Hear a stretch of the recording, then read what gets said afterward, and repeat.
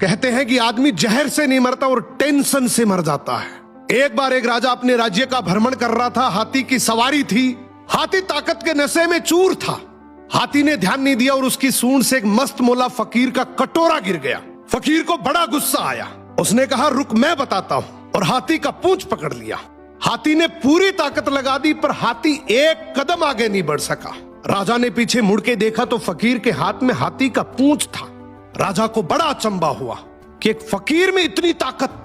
राजा फकीर के पास गया और बोला, आपकी जगह फुटपाथ पे नहीं, आपकी जगह तो राज दरबार में होनी चाहिए। आप इतने ताकतवर हैं, आप हमारे साथ चलिए। आपको कुछ नहीं करना, केवल राज दरबार के राज मंदिर में एक दीपक जलाना है, सुबह 4 बजे उठना है और आरती करनी है। फकीर ने कहा, ठीक है, अच्छा खाने पीने को मिलेगा। थोड़े दिन बीते कि एक दूसरे राज्य का राजा से मिलने आया। राजा ने रौब जमाने के लिए बातों ही बातों में बोल दिया कि हमारे राज्य की सेना और प्रजा की तो बहुत दूर की बात है। हमारे राज्य के तो फकीर भी इतने ताकतवर हैं कि एक बार तो हाथी को भी पकड़ ले तो हाथी भी एक कदम नहीं बढ़ सकता। दूसरे राज्य के राजा ने बोला, भी हमें तो दिखाओ तब माने। राजा ने फकीर को बुलाया और कहा, नाक का सवाल है, ध्यान रखना। फकीर ने कहा, ठीक है, हाथी को बुलाओ।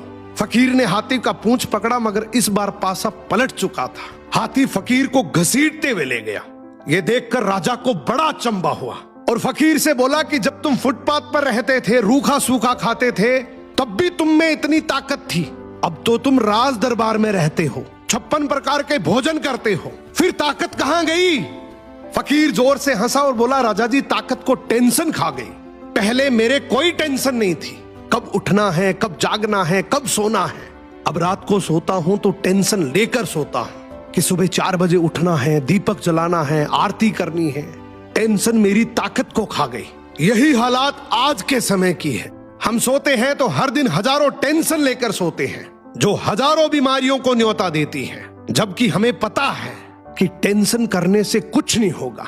वही होगा जो भगवान को मंजूर है। फिर टेंशन कर